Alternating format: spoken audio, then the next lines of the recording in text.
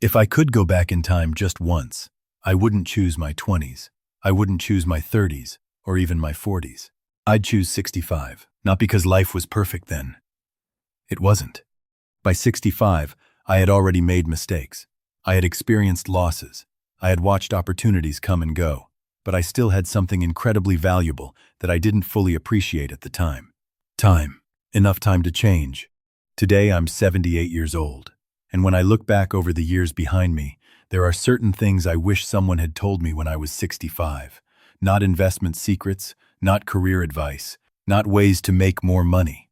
I'm talking about the lessons that only become clear when you have lived long enough to see the consequences of your choices. The truth is, most regrets don't arrive all at once. They appear quietly. A missed phone call, a neglected friendship, a body that no longer moves the way it once did. Dreams that were postponed so many times they eventually disappeared. And one day, you wake up and realize that what you thought would wait for you didn't. Over the years, I've listened to countless stories from people in their late 70s, 80s, and even 90s. Surprisingly, their biggest regrets were often the same. Again and again they said, "If only I had understood this sooner." That's why today, I want to share the 7 things I regret most. Not to make you feel sad, not to make you feel guilty, but because if you're over 65, you still have something many of those people wished they had. Another chance. Before we begin, take a moment and tell me where you're watching from. And if you're over 65 and committed to making the most of the years ahead, write the number 1 inch the comments below. Your comment may inspire someone else who needs encouragement today. And if you enjoy thoughtful conversations about healthy aging, longevity habits, and living well after retirement, please subscribe to the channel and join our growing community. Now, let's begin with the first regret, the one that came up more often than any other. If there is one regret I hear more than any other from people in their 70s and 80s, it's this. I thought I had more time to exercise, more time to lose weight, more time to schedule that doctor's appointment, more time to start taking my health seriously. At 65, many of us still feel relatively strong. We can walk, drive, shop, cook, and handle our daily routines. Because we can still do those things, it's easy to assume we'll always be able to. That's exactly what I thought. Whenever my back hurt, I blamed it on age. Whenever my knees felt stiff, I told myself everyone my age felt the same way. Whenever I felt tired, I said I just needed a little more rest. What I didn't understand was that aging rarely announces itself with a dramatic warning. It happens quietly. One small loss at a time. A little less strength, a little less balance, a little less energy. And because those changes happen gradually, most people don't notice how much they're losing until something important is already gone. I remember talking to a man who was 82 years old. He told me that for years he ignored the discomfort in his knees. Nothing severe, just occasional pain when climbing stairs. It wasn't bad enough to worry about, he said, until one morning it was. He wasn't running. He wasn't doing anything dangerous. He was simply walking down a staircase when his knee suddenly gave way beneath him. Fortunately, he wasn't seriously injured. But after that day, his confidence disappeared. He stopped taking long walks. He stopped traveling. He became more cautious, then less active, and eventually more isolated. What shocked him wasn't the pain. It was how quickly his world became smaller. That's something many younger people don't understand. The true value of health isn't comfort. It's freedom. The freedom to get into a car whenever you want. The freedom to visit friends. The freedom to walk through a park on a sunny afternoon. The freedom to live independently. And once that freedom begins to disappear, you realize how priceless it was all along. Many older adults spend decades building financial security, and that's important. But countless people reach their late 70s with money in the bank and discover they no longer have the physical ability to enjoy the life they worked so hard to create. One woman in her late 70s said something I'll never forget. "I spent my whole life protecting my savings account. I should have spent more time protecting my body." Looking back, I don't wish I had worked harder. I don't wish I had earned more. I wish I had walked more, moved more, stretched more, taken better care of the only home I was guaranteed to live in for my entire life. Because after 65, your body stops asking for attention. It starts demanding it. And the sooner you listen, the more years of strength, independence, and freedom you may still have ahead of you. That was my first regret. But the second one had nothing to do with my body. It had everything to do with the people I allowed to stay in my life for far too long. When I was younger, I believed that having a lot of people around me meant I was living a rich and meaningful life. My phone was full of contacts. My calendar was filled with social events. I knew people from work, neighbors, distant relatives, old friends, and countless acquaintances. Looking back now, I realized something surprising. Many of the loneliest moments of my life happened when I was surrounded by people. That may sound strange, but age has a way of revealing the difference between being connected and simply being occupied. For years, I held on to relationships that should have ended long before they did. Not because they brought joy, not because they made life better, but because I was afraid of being alone. I tolerated people who constantly criticized me, people who only called when they needed something, people who left me feeling drained after every conversation. I told myself that keeping the peace was the mature thing to do. I told myself that at my age, making new friends would be difficult. So I stayed connected to people who no longer belonged in my life. What I didn't realize was that every unhealthy relationship quietly takes something from you. Sometimes it's your energy. Sometimes it's your confidence. Sometimes it's your peace of mind. And those losses add up over time. I remember speaking with a woman who was nearly 80 years old. She said something that stayed with me. For years, I was terrified of losing people. Then I discovered that some people had been causing my loneliness all along. Think about that for a moment. Not every relationship protects us from loneliness. Some relationships create it, because true companionship isn't measured by how many names are stored in your phone. It's measured by how safe, understood, and valued you feel when you're with someone. One retired teacher shared a story that perfectly illustrates this. After a brief stay in the hospital, she received dozens of text messages asking how she was doing. Many people wished her well. Many promised to visit. Only 2 people actually showed up. 2. At first, she felt disappointed. Then she felt grateful. Because for the first time, she clearly saw who truly cared. Age teaches us that quality matters more than quantity. One genuine friend is worth more than 20 superficial relationships. One honest conversation is worth more than 100 empty exchanges.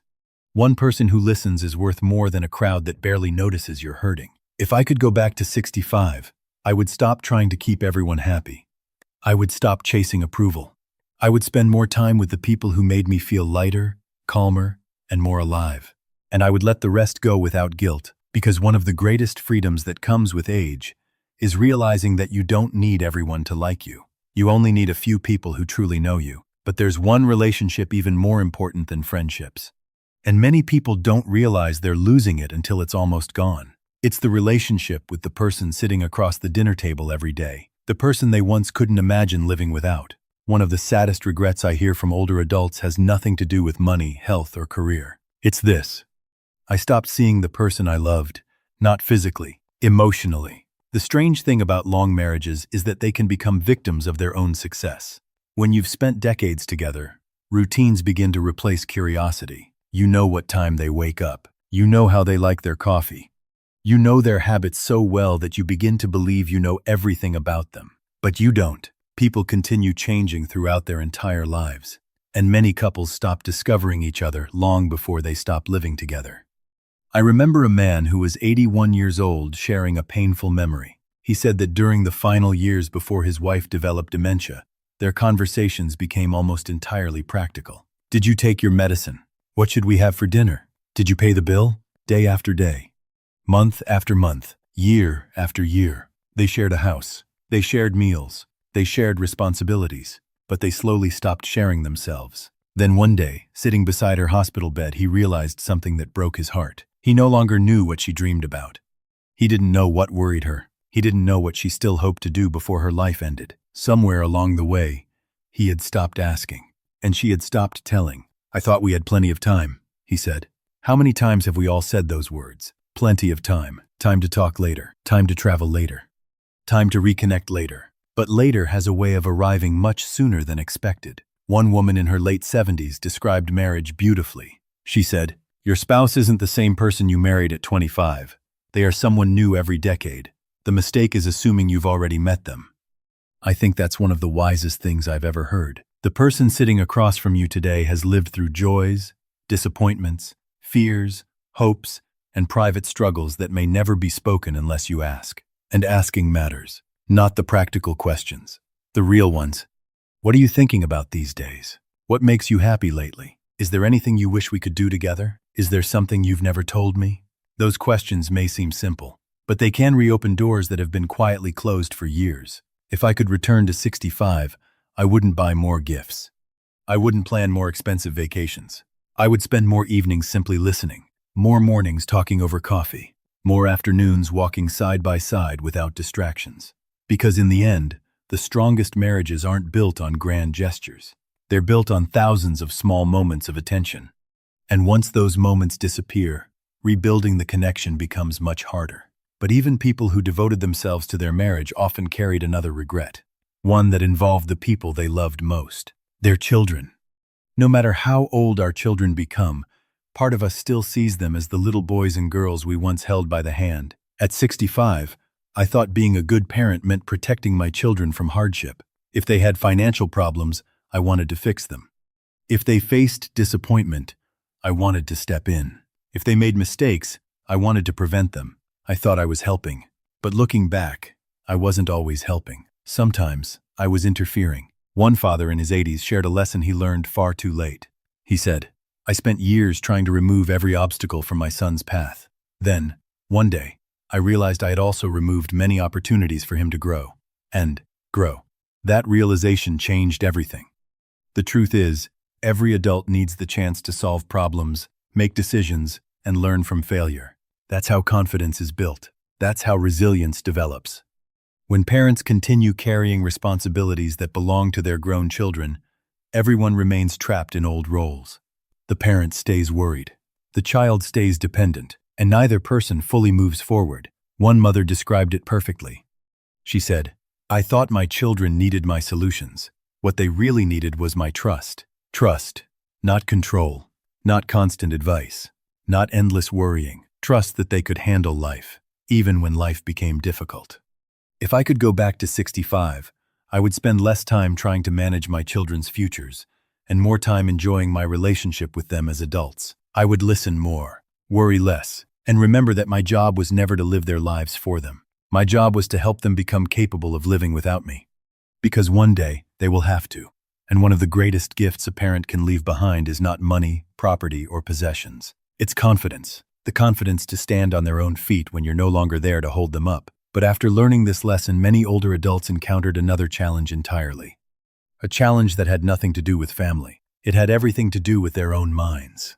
When people think about aging, they usually think about physical changes first. They think about weaker muscles, slower walking, aching joints. But many people in their 70s and 80s say the most dangerous part of aging wasn't physical at all. It was mental. Not memory loss, not disease, the gradual loss of curiosity. The slow disappearance of motivation, the moment they stopped looking forward to anything new. One man told a story that perfectly captured this regret. At 72, he was standing at a bus stop trying to use a smartphone app to check a schedule. His grandson usually did it for him. This time, he was alone. For several minutes, he stared at the screen without knowing what to do. People walked past him. The bus came and went. And for the first time in many years, he felt helpless. Not because he was old, because he had stopped learning. "I spent years telling myself I was too old for new technology," he said. The truth was, I had simply stopped trying. That realization stayed with him, and it stayed with me too, because it reveals something many people don't realize. The human brain is remarkably adaptable. Even in our 70s and 80s, it continues building new connections when we challenge it. But like any muscle, what isn't used begins to weaken. The danger often starts after retirement. For decades, work provides structure, problems to solve, people to talk to, decisions to make, reasons to get up in the morning. Then one day, all of that disappears. At first, it feels like freedom. No deadlines, no stress, no obligations. But for many people, freedom slowly turns into inactivity, and inactivity slowly turns into decline. One retired engineer described it this way. "The first year felt like a vacation. The second year felt like a weekend that never ended. By the third year, I realized I was becoming smaller. Smaller not in body, smaller in spirit, smaller in confidence, smaller in engagement with life." The happiest older adults I have met all seem to share one thing in common. They remain students, not because they are chasing degrees or careers, because they remain curious. One learns photography at 78. Another joins a gardening club at 81. Someone else starts writing family stories for grandchildren. A widow learns to use video calls so she can stay connected with relatives across the country. These may seem like small things, but they are powerful acts of resistance against aging. Every new skill sends a message to the brain. I am still growing. I am still adapting. I am still alive. If I could go back to 65, I would stop saying, I'm too old for that. I would replace those words with a different question. Why not? Why not learn something new? Why not join a class? Why not volunteer? Why not start a project I've always wanted to try? Because age does not end growth. The decision to stop growing does. And looking back now, one of my greatest regrets isn't that I failed at certain things. It's that I stopped attempting things I might have loved. But even those missed opportunities weren't my deepest emotional regret. That regret came from a single word. A word millions of people use every day without realizing how much life it steals from them. That word is someday. If there is one word that has stolen more dreams than failure ever has, it's this. Someday. Someday I'll take that trip. Someday I'll call that old friend. Someday I'll start exercising. Someday I'll write that book. Someday I'll tell them how much they mean to me. For years, I lived inside that word. And I wasn't alone. Many people in their 70s and 80s say one of their deepest regrets wasn't what they did. It was what they kept postponing. Because someday feels safe. It doesn't require action. It doesn't require courage. It allows us to believe that there will always be another opportunity waiting ahead. But life doesn't make that promise. One man shared a story that still stays with me. For nearly 20 years, he and his wife talked about visiting a beautiful coastal town they had always dreamed of seeing together. Every year they said the same thing. Maybe next year. There was always a reason to wait. Work, bills, family responsibilities, unexpected expenses. Then one day, his wife became seriously ill. The trip never happened. A few years later, after she passed away, he drove through that same town alone. He parked his car near the waterfront and sat there for nearly an hour. Not because he wanted to see the scenery, because he couldn't stop thinking about all the years they believed they had more time. That trip wasn't what I lost, he said. What I lost was the chance to share it with her. How many opportunities disappear while we're waiting for the perfect moment? How many conversations never happen? How many apologies remain unspoken? How many dreams quietly fade away? The truth is, life rarely becomes less busy. There is always another obligation, another responsibility. Another reason to wait. And before we realize it, years have passed. One elderly woman admitted that she spent more than 30 years holding resentment toward her sister after an argument. Neither of them reached out. Both assumed there would be time later. Then her sister died unexpectedly. I carried that anger for 3 decades, she said. Now I carry something heavier. Regret. Regret. Gret. Gret. Gret. That sentence says everything. Because regret often weighs more than disappointment. At least disappointment comes from trying. Regret comes from never trying at all. If I could return to 65, I would stop waiting for perfect conditions. I would make the phone call, take the trip, speak the truth, express gratitude, offer forgiveness. Not because tomorrow won't come, but because tomorrow is never guaranteed. And the people who seem happiest in old age aren't necessarily the ones who had the easiest lives. They're the ones who stopped postponing life until later. Because eventually, you realize something profound. Someday isn't a day on the calendar. It's a trap, and escaping it may be one of the most important decisions you'll ever make. But there was one final regret that changed how many older adults viewed every remaining year of their lives. A regret that most people avoid thinking about until it's almost too late. Of all the regrets people shared, this was the one that seemed to sit deepest in their hearts. I thought I had more time. More time to get healthy. More time to reconnect with family. More time to pursue dreams. More time to become the person they wanted to be. At 65, most people understand that life is finite. But understanding it intellectually and truly feeling it are very different things. One retired teacher in his 80s said something I'll never forget. For most of my life, I treated time like it was renewable. I spent it carelessly because I assumed there would always be more. Then came the years when friends began disappearing. Empty chairs at family gatherings. Phone numbers that would never answer again. Faces that slowly became memories. And suddenly, time felt different. More valuable. More fragile. More real. Many older adults say they wish they had started preparing earlier, not just financially, but emotionally. They wish they had spoken openly with their families, written down their wishes, organized their affairs. Most importantly, they wish they had stopped living as though life would continue forever. Because something remarkable happens when you accept that time is limited. You stop wasting so much of it. You become more present, more grateful, more willing to say what needs to be said, more willing to appreciate ordinary days. The goal isn't to fear the end. The goal is to value the time that remains. And when you do that, every conversation becomes more meaningful. Every morning becomes more precious. Every year becomes a gift rather than an assumption. That may be the greatest lesson of all. Not that life is short, but that life becomes infinitely more beautiful when we stop pretending it will last forever. At 78, when I look back on my life, I don't regret the mistakes I made nearly as much as the opportunities I ignored. I regret the walks I didn't take, the conversations I postponed, the people I should have appreciated more, the dreams I kept saving for someday. But if these 7 regrets have taught me anything, it's this. As long as you're here, it's not too late. Not too late to take better care of your health. Not too late to strengthen a relationship. Not too late to learn something new. Not too late to forgive, reconnect, or begin again. You don't need to change your entire life tomorrow morning. Just choose one thing, one small step, one honest action, and let that be the beginning. Before you leave, I'd love to hear from you. Which of these 7 regrets spoke to your heart the most? Leave a comment below and tell us your answer. And if you're over 65 and committed to making the most of the years ahead, write the number 1 inch the comments. Your words may encourage someone else who needs hope today. If you found value in this video, please subscribe to the channel and join us for more conversations about healthy aging, longevity habits, and living well at every stage of life. Thank you for spending these moments with me. And remember, today is the youngest you'll ever be again.